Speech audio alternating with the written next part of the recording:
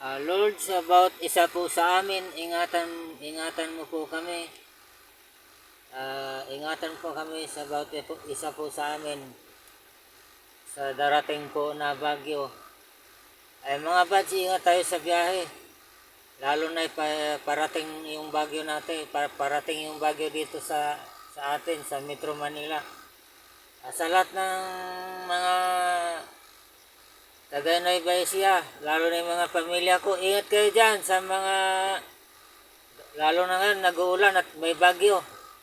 Ingat kayo dyan sa bagyo. Nandito po kami ngayon sa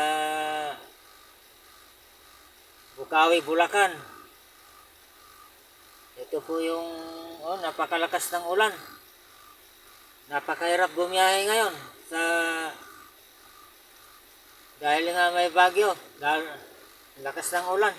Hindi natin makukuha, lakas ng ulan. Maraming salamat po sa mga basta po ingat tayo sa biyahe.